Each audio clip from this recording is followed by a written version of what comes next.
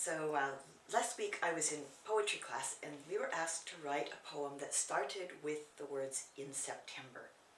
And at that moment I was full of yummy, wonderful, amazing, fizzy greens. Greens that my wonderful cameraman had brought down from his garden. And I'm so in love with the effect of greens. I think that they're the most, they like give you a better buzz than anything. And it's a clean buzz, it's a healthy buzz, it's just amazing. So what I wrote with that poetry challenge of "in September" came out like this. In September. Dark, leafy pile of rippling, thrusting, cut-off greens from a high moorland garden came into my weary blender and shot me through the roof again. Moorland sky, arms and hands upraised to touch that green dirt taste leavened with apple and ginger, came up from my feet and filled my body like a pulsing happiness stem, filled my mouth with green tasting. And I walked on the moors, hands waving, as I said green dirt things, and shouted hallelujah, with light plant reflecting back upwards. And my hands tasted dirt and green, like they were always supposed to do. And so then I thought, okay, I'm going to show you how to make this wonderful green juice, because in case you don't have a juicer, which I don't, I know a way to do it, which is just thoroughly effective and very easy, and it just is delicious also. Because some people say, oh, I can't get all those greens down me, it makes me choke. And this is a way that you can really get them down you. So first of all, you'll want wonderful leafy greens, of course organic, and the best is if it's out of somebody's garden, your own or a friend's, within, the shortest possible time. Minutes, an hour, the most 2 hours if you really have to. Whatever you can do, but really get those organic greens fresh. Then I put them in a basin like this, and I add some vinegar, maybe just, a couple tablespoons full, because that will help to take out any parasites that are living on them. Then I fill it with water from the tap. The first 2 rinses I just do water from the tap. So I put water in it, swish it around, dump the water out, do that again, and then the last rinse I do with filtered water. Then it will help your blender if you tear the greens up. I chop the big stems off too. Tear them up, stuff them in the blender. It helps also if you put some water in first. Then I add a good glop of apple cider vinegar, of course organic. Then I saw off an inch or so of ginger and peel it and stick that in. Then I would core that apple, not peel it, just core it, cut it into a few pieces, put that in. Then filtered water. Then put the lid on, which I forgot to bring up. Anyway, you put the lid on, turn it on to high. Well, first I start with medium and then to high. Anyway, get it really well blended. Then you just put it all in a bowl with a sieve in it and let it sit for a minute. And then you lift up the sieve and you start kind of going like this, and that helps it to run out from underneath. And finally, you get a kind of little lump of green fiber in there, and I put that in a bowl and put it aside. I'll show you in a bit what to do with that. So then what you're left with is going to be a bowl of green liquid, and I take that and I rinse it right away, because otherwise the little green things kind of dry onto it.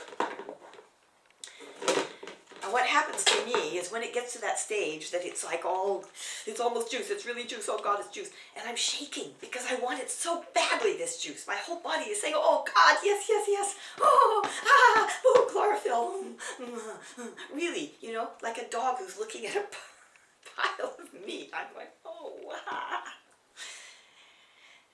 that's my body's knowing. Then, the stuff that's left over, Here's some right there. I put on it, either I put it in soup, especially in the slow cooker, or I add a bit of olive oil, bit of apple cider vinegar, and you never need much vinegar, just a teeny little bit, a lot more oil than vinegar. Some umi shiso seasoning, so that's made with umeboshi plums, and it's salty and tart. And a bit of tamari, and I use tamari instead of soya sauce because soya sauce has wheat in it, bad wheat, it makes me bloat, ugh, bad. And sometimes I put a little bit of salt on it too. And that makes a yummy salad. You probably can't eat enormous quantity of it, but some is really good. Okay, so now the juice is done. And oh, by the way, what's in that pile? Right, what's in the pile of greens? You've got perpetual spinach, got some chard there. There's also kale. You've got different types of kale. You've got dinosaur kale, red boar kale. Got some pink purslane in there as well, and also some bitter cress. We've got some chicory, and I think that is more or less. And what's the yellow flowers? That is also red boar kale, so that's just going to seed, but it's still very yummy. And that? That's plantain, so ribbed plantain. And that? That is chard. Really? Yeah, gone to seed. And there's Dino kale. Yeah. And what's that? That is pink purslane. Okay. And you grow all these things up on the moors in frame thingies, right? Some in frames, some's just in the hedgerows, some grows wild. Oh, so you got some wild also. Yeah, so the plantain or the pink purslane is just growing wild. And the great thing about greens is you can grow them without needing a lot of sun, because they grow also in the shade. And what's that? That is, I think I've said it before, bitter cress. Bitter cress, okay, good. Yeah, so that just grows naturally in the garden. And now, for the last few minutes, I've been aware of this glass of juice. Like, oh my God, that's my glass of juice. I'm going to get to drink that juice. Oh God, and I'm shaking. Oh my God.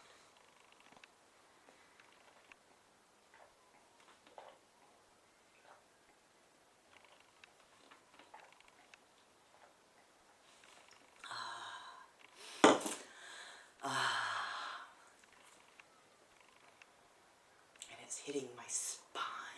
Whoa. And it's giving back all this light that it got from the sun and the sky, and it's going right up the back of my neck.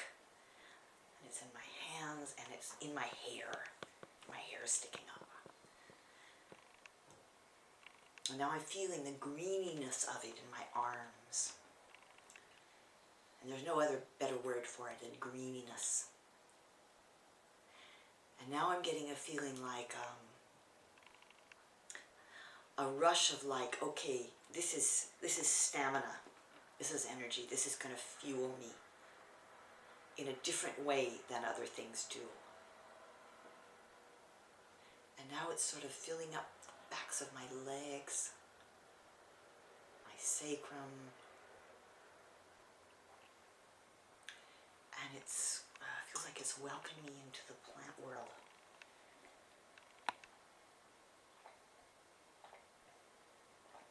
And it's got the tartness of the vinegar,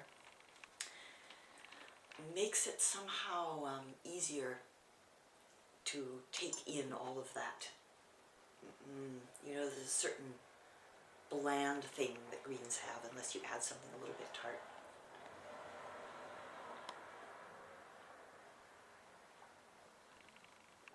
All I know is my body's thirsty for it. So, you can try that too.